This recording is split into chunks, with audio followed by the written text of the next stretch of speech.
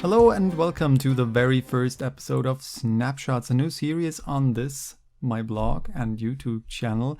And I'll try to answer your questions and try to come up with easy solutions for your editing problems. So send me questions if you have any, or if you run into problems time to time, and maybe there is an easy solution. I tried to come up with one. My first question I got was not really a question, but a suggestion by Adam Reeve, and he wrote, "Would love to see some tips on good uses for split toning." And of course, Adam, it's a fantastic subject, because split toning is really one of those things that many people don't really know about.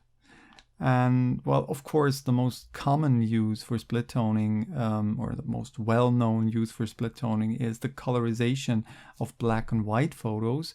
But we'll talk about that in the second part of the video. Another thing came to my mind, and that is really connected to a problem that I stumble upon very frequently. Because if we want to change the color mood of a photo, the first thing probably might be to tweak the white balance settings, which is not a bad idea. The opposite is true. It's probably the first thing and the best thing to start with. But we sometimes run into danger if we, for example, try to warm a picture up a bit, that the picture gets too bright and it gets a bit too yellowish, and we also lose a lot of detail. Split toning to the rescue. Easily speaking, split toning is the process of adding color to either the highlights or the darker part, the shadows of a picture, or both. And so really get into control.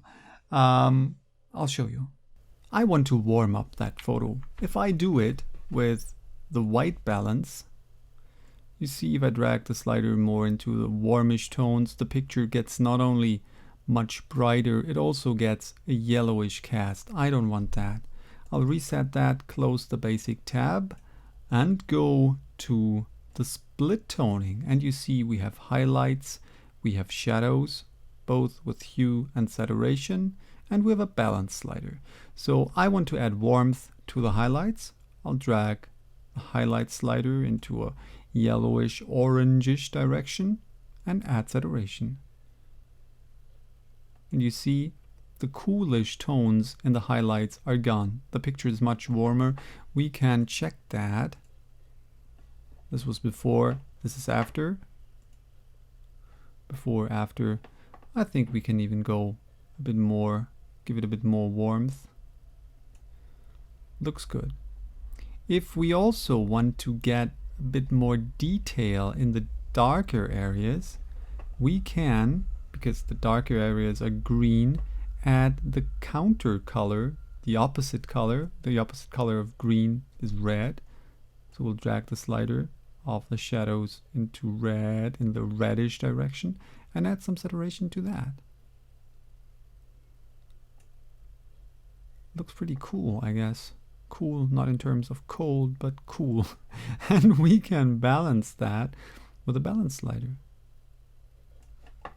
So this is a really great use. Of course, this is only the basic editing. I would do much more to that picture because it still looks a bit boring. But that is a great way to add some color to special areas of the photo without changing the overall color of the photo.